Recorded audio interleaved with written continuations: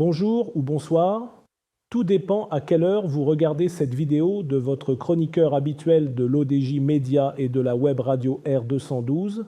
Ma chronique porte sur un sujet d'actualité, la réforme du code électoral, et plus particulièrement comment en finir avec le scandale du nomadisme politique, car cet opportunisme défigure la démocratie.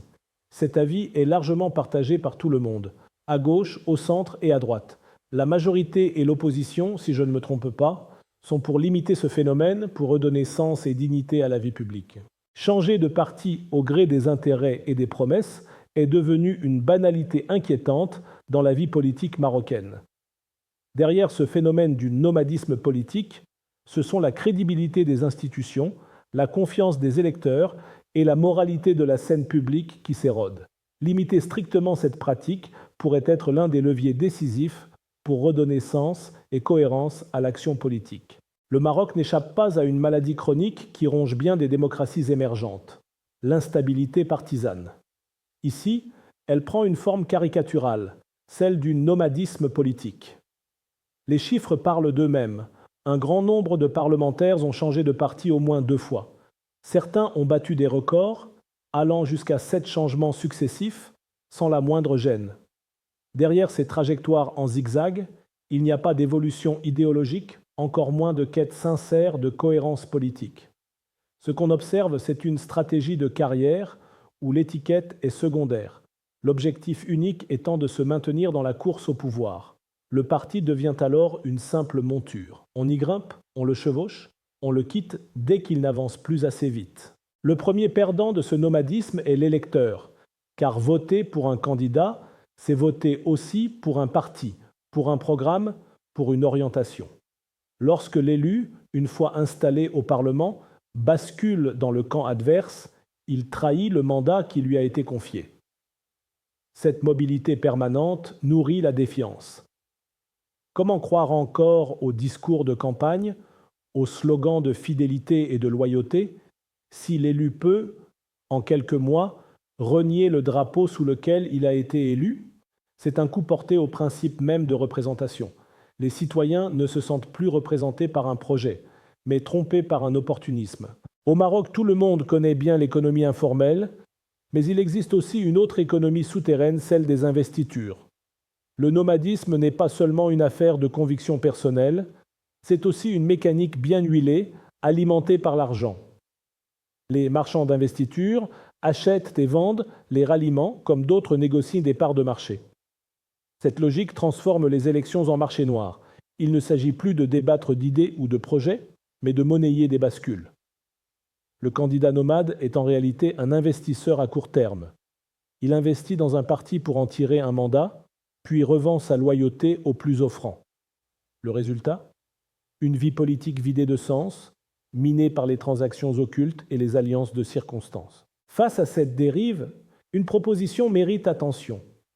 Limiter le droit de changer de parti à une seule fois dans une carrière parlementaire. Ce n'est pas une restriction de liberté, c'est un garde-fou. Un élu peut légitimement quitter son parti s'il estime avoir subi une injustice, un blocage ou une incompatibilité profonde avec sa formation. Mais répéter cette opération indéfiniment n'a rien de noble. C'est la marque d'un opportunisme effréné. Étendre cette mesure aux élus des collectivités territoriales et des chambres professionnelles serait une suite logique, car le problème n'est pas uniquement parlementaire. Il touche l'ensemble des institutions élues et fragilise la démocratie locale autant que nationale. Alors, pourquoi cette réforme changerait la donne ? Je pense qu'imposer un plafond au nomadisme aurait plusieurs effets vertueux. 1. Réaffirmer le rôle des partis.